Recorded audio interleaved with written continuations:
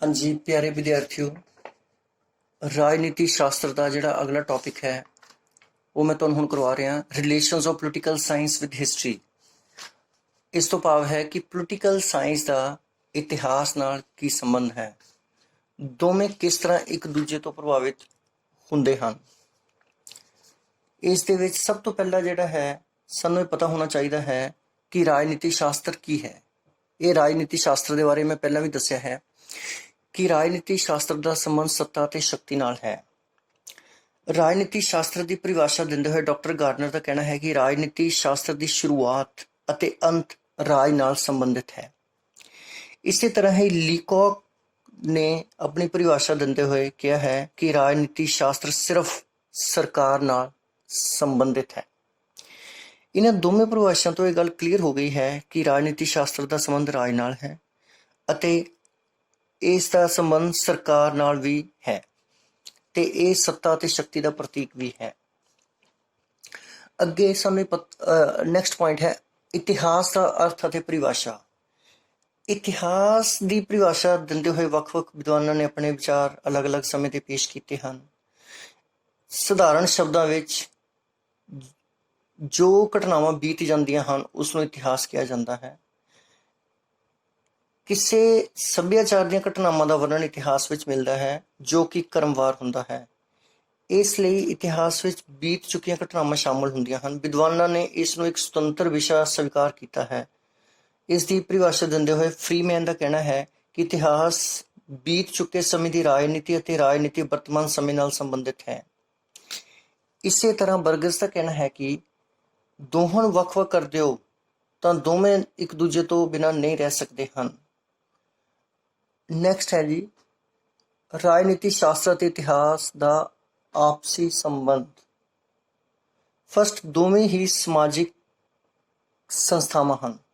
ये गल बहुत ही स्पष्ट है कि राजनीति शास्त्र ते इतिहास का दोवां एक दूजे नाल गूढ़ा संबंध है अते दोहां विषयां का जन्म समाज विचों ही होया है। इसलिए दोहां दी नींह इक्को जिही है।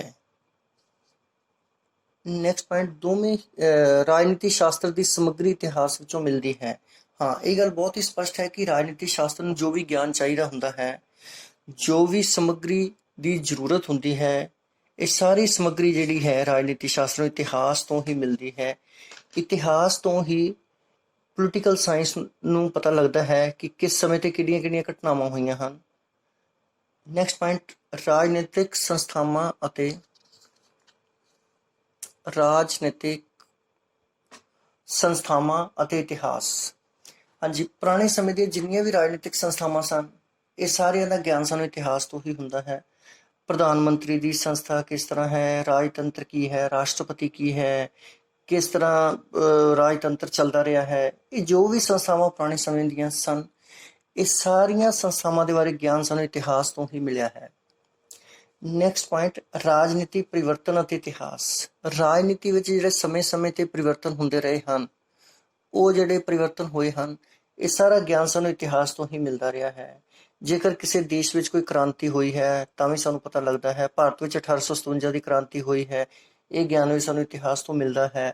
1947 में भारत आज़ाद होया सी ते देश दे विच परिवर्तन होए सन, अंग्रेज छड्ड गए ते भारत दे कोल एक कंट्रोल आ गया सी देश का।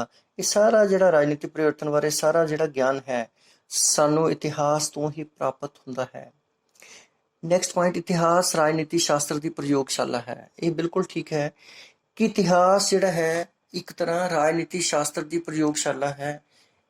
इतिहास तो ही पता लगता है कि किहड़े काम ठीक होए हन ते किहड़े टाइम गलत होए हन ते जो भी गलतियां हुई हन उन्होंने भविख में सुधारिया जा सकता है।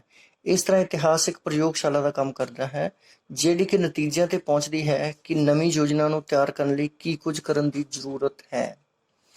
नैक्सट पॉइंट इतिहास अते राजनीति शास्त्र विच अंतर। हाँ ये बिल्कुल गल स्पष्ट है कि इतिहास अते राजनीति शास्त्र विच अंतर भी पाए जाते हैं। जिमें कि दोहां दा विषय वस्तु अलग अलग है, दोहां दे विस्तार संबंधी अंतर है, दोहां दे उद्देश वख-वख हन। एक जिहड़ा है वो बीत चुकियां घटनावां नाल संबंधित है इतिहास, जबकि राजनीति जिहड़ी है सत्ता ते शक्ति का प्रतीक है। ਦੋਹਾਂ ਨੂੰ ਪੜ੍ਹਨ ਦਾ ਢੰਗ ਵੀ ਅਲੱਗ-ਅਲੱਗ ਹੈ, ਦੋਹਾਂ ਦੇ ਜਨਮ ਸੰਬੰਧੀ ਵੀ ਅੰਤਰ ਹੈ। ਇਸ ਤੋਂ ਸਪਸ਼ਟ ਹੈ ਕਿ ਇਤਿਹਾਸ ਅਤੇ ਰਾਜਨੀਤੀ ਸ਼ਾਸਤਰ ਵਿੱਚ ਬਿਲਕੁਲ ਵੱਡੇ ਪੱਧਰ ਤੇ ਅੰਤਰ ਪਾਏ ਜਾਂਦੇ ਹਨ। ਸਿੱਟਾ ਜਿਹੜਾ ਹੈ, ਇਹ ਸਭ ਕੁਝ ਪੜ੍ਹਨ ਤੋਂ ਬਾਅਦ ਇਹ ਸਪਸ਼ਟ ਹੈ ਕਿ ਰਾਜਨੀਤੀ ਸ਼ਾਸਤਰ ਅਤੇ ਇਤਿਹਾਸ ਵਿੱਚ ਬਹੁਤ ਗੂੜ੍ਹੇ ਸੰਬੰਧ ਪਾਏ ਜਾਂਦੇ ਹਨ, ਪਰ ਇਸ ਦੇ ਨਾਲ ਹੀ ਇਹ ਵੀ ਗੱਲ ਹੈ ਕਿ ਦੋਹਾਂ ਵਿੱਚ ਅੰਤਰ ਵੀ ਪਾਏ ਜਾਂਦੇ ਹਨ। ਤੇ ਇਸ ਤੋਂ ਇਹ ਸਪਸ਼ਟ ਹੈ ਕਿ ਰਾਜਨੀਤੀ ਸ਼ਾਸਤਰ ਅਤੇ ਇਤਿਹਾਸ ਵਿੱਚ ਗੂੜ੍ਹੇ ਸੰਬੰਧ ਹੁੰਦੇ ਹੋਏ ਵੀ ਦੋਹਾਂ ਵਿੱਚ ਵਿਆਪਕ ਜਾਂ ਵੱਡੇ ਪੱਧਰ ਤੇ ਅੰਤਰ ਪਾਏ ਜਾਂਦੇ ਹਨ। Thank you.